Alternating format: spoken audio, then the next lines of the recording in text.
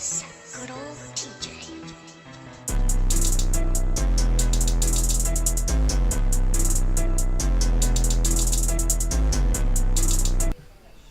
Konnichiwa, Neil Squad, it's your boy. Got back with another reaction video, and without further ado, guys, before we get started into it, I'm actually recording this on Christmas, so Merry Christmas, Happy Hanukkah, whatever you guys celebrate. Cheers out to you. Holiday cheers out to you, wherever, like I said, whatever you celebrate. Yeah.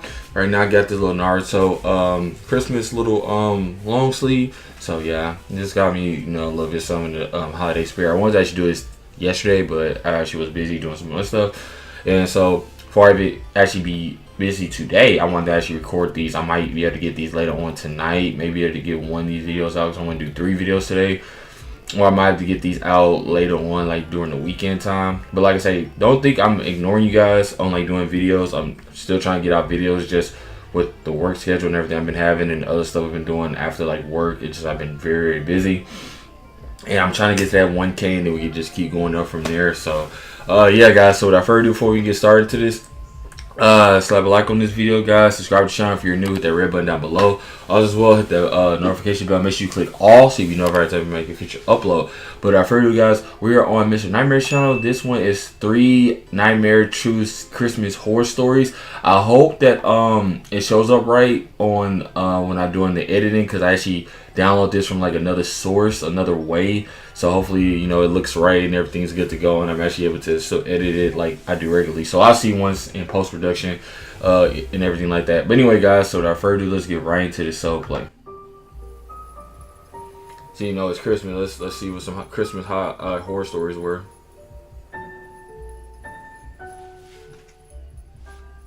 This happened back at a magical, delicate age when I still believed in Santa Claus. It was Christmas Eve night, or technically Christmas at that point. The time, I have no idea. All I know is it was late and everyone in my house was probably asleep. I woke up randomly to what I don't know, but I was probably extremely thirsty. I had to get out of my bed and walk all the way downstairs to the kitchen to get a glass of water. There were night lights on in the living room and kitchen, so I didn't have to turn on any lights to see where I was going. Whenever I was thirsty when I was a little kid, I'd always decide to finish the glass in the kitchen instead of bring it up to my room. I don't know why, just one of those stupid things I did as a kid. Right. As I was sipping, I wonder why did a lot of people do that as a kid. I wonder that. I wonder did I ever do that. Christmas tree sounded like a big bag. I peered my head around the wall leading down the stairway to the den, but it was a little too dark to see who could be down there. I actually thought maybe it was my mom, so I started walking down the stairs, and the rustling of the bag stopped. I turned down the couch side lamp, and there I was, greeted with a massive man, both in height and size, wearing a red suit and hat and a familiar long white beard. It was Santa Claus. He waved me over, and I nervously but excitedly walked over to him. No. He patted my head and said he was just delivering my presents from his black bag. I looked at the bag, which seemed to be full of small boxes. I tried to get a peek in the bag, but he stopped me and said, No, don't do that. It's a surprise. Oh, this man's jacking the dog. Some presents under the tree. He turned me around and whispered in my ear, I need to go back to bed. For some reason, I didn't go. I just turned around and kept looking at Santa. Eventually, he actually started walking me up the stairs, telling me we need to be quiet. He asked me which way my room was, and then he told me to go up the second flight of stairs. That was when I actually obeyed him. I looked down the stairs when I was at the top, and all I saw was the eerie figure of the Santa Claus looking up at me. I realized he turned off the nightlight as I was walking up the stairs. I went to my room and shut the door, excited that I just saw Santa. As I tried to fall back asleep, I heard a loud bang from downstairs in the den. The sound traveled all the way back up to my room. I assumed that was Santa leaving the house. The next morning, I woke up early to my mom's screams downstairs. I ran down to the den, where my mom and dad already were, to a disturbing and confusing scene for my young self. There were no presents under the tree, and the sliding window was broken. I don't mean the glass was shattered, I mean it was slammed shut so hard it got knocked off the sliding mechanism. Yep, that dude's jacked I asked him. my parents what happened. and explained that I saw Santa last night. When I told them this, they frantically tried getting as much info out of me as possible. My dad called the police, and when I asked him about the story for fresh details before writing this, he said the 911 operator said on the line that 2 other calls for the same incident had come in that morning. Apparently a man dressed as Santa Claus was targeting certain houses with accessible windows, and he was stealing the gifts under their Christmas tree. Well, that's one way of knowing that Santa Claus isn't real. That Santa Claus jack you? That's terrible. As a little kid, man. And that should anything like that ever happen again, not to trust it.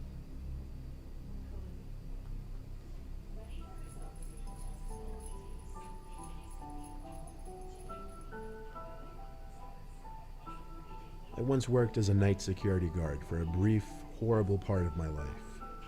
It was for many places, but for the longest time, a mall in Chicago, which I'll leave the name out so that the story can in no way get traced back to me. As the lone night security guard in a huge city mall, it was very relaxing and laid back. But of course, working graveyard hours was the worst, especially when I had to do it on Christmas Eve night. I did my regular pacing back and forth the wide halls of the mall, occasionally having a seat by the big. That really sucks though. If you being like a little kid, probably like 5 to 8, you leave a Santa Claus at that time, and then like that happens to you with Santa Claus. All the way on the other side. That show, it didn't like show right there that he isn't real, so it's like it just messes up your. That wasn't on before. Ooh, that's ooh. No one was supposed to be in the mall besides me. I jogged over to the store and set my coffee down under a plant. It was a jewelry shop. I tried opening the door, but it was locked.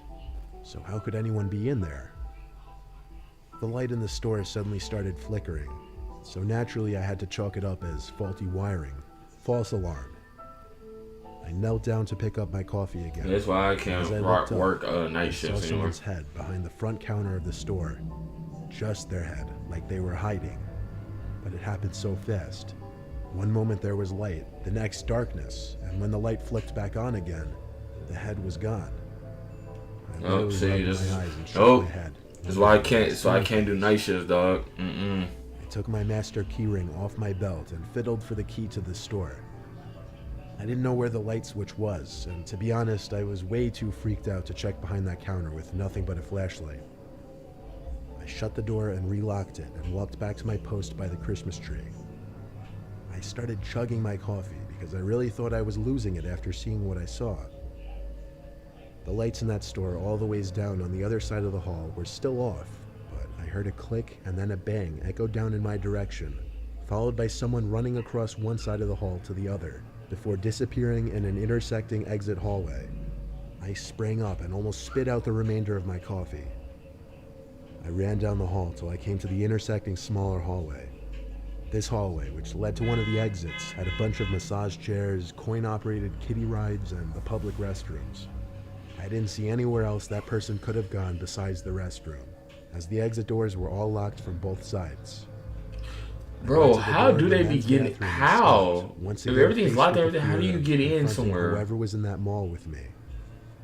I cracked the door open just slightly, enough for me to start speaking into the bathroom, saying whoever's in here needs to get out before I call the cops. There was a crying and moaning type noise coming from inside the restroom.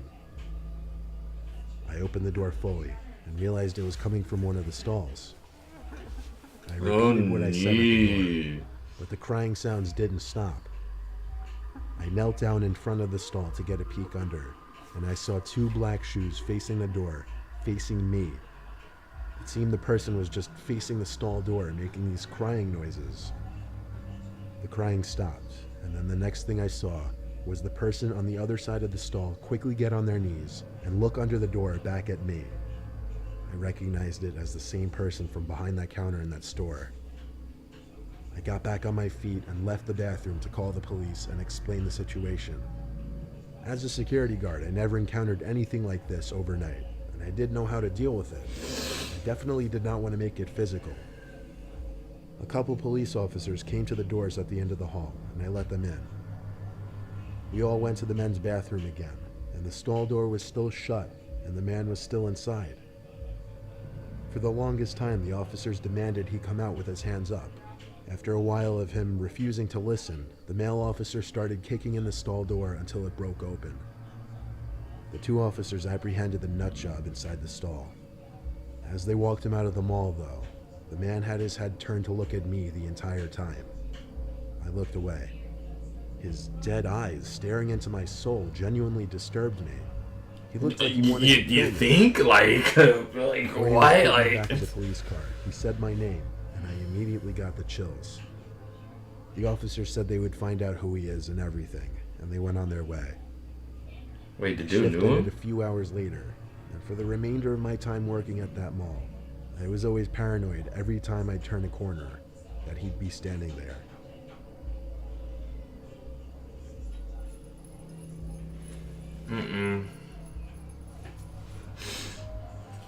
Hitchhiking and all this stuff. Parents had our youngest night sibling shifts. much later than they had my brother and I. This happened last year when I was 18, my older brother was 24, and our youngest sibling Rachel was just 2. I was home from college for winter break. My older brother would be returning home from out of state in a few days, and my parents were on a couple's vacation. It was about a week before Christmas, and I was tasked with taking care of Rachel until my parents got back. My time watching Rachel consisted of a lot of sitting around the house, having friends over, and just watching TV and movies.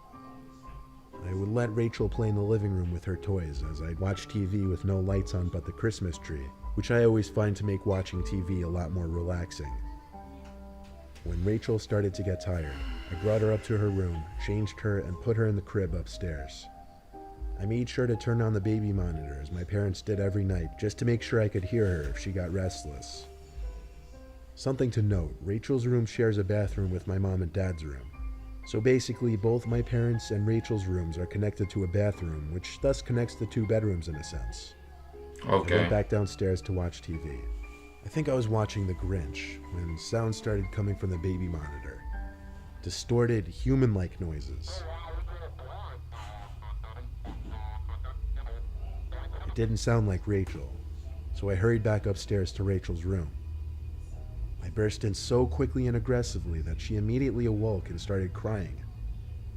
I looked around the room naturally. Then I picked Rachel up and started gently rocking her. But I realized this didn't help. She was probably too big for it. So I put her back down in the crib and started tickling her, then gently whispering her back to sleep. When she had her eyes closed again, I left Not the being room. a tit though, do you really still need that at 2? A few minutes I don't later, even know. I heard Rachel crying again through the baby monitor. I ran up to see what's wrong, and she was standing in her crib, pointing at the bathroom door, which was cracked open. I honestly didn't remember if it had been cracked open like that earlier or not.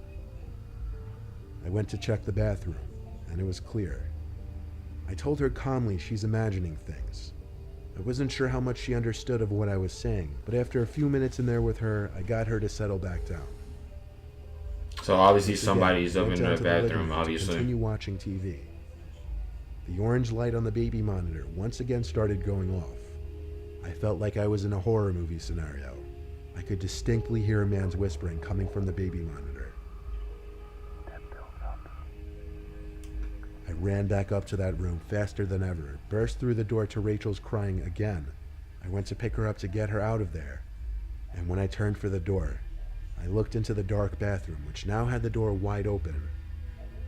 There was a man in my parents' room, and he started walking through the bathroom towards me and Rachel. I ran out of the house to the neighbor's house while holding Rachel. Our neighbor Judy let us in and let me use her phone to call the cops. They didn't find anyone, but Judy let us stay the night at her place regardless. The next morning, Judy went back to my house with me to look around as support. The house seemed clear. However, I couldn't help but look around the house to try and find out how he got in. But I just couldn't, and it made no sense. A couple weeks later, my mom sent me to the attic to put some of the Christmas decorations away. And you wouldn't believe what I found up there. In the corner of the attic was a bed of blankets and a pillow, hidden behind a bunch of ripped up boxes stacked up as a wall. Dude, staying in the crib in the attic? That man in Really? our house.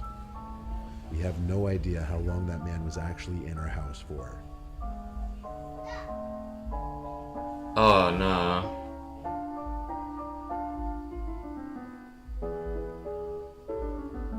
Alright, so we're gonna end her off right there, guys. 3 nightmarish true Christmas horror stories.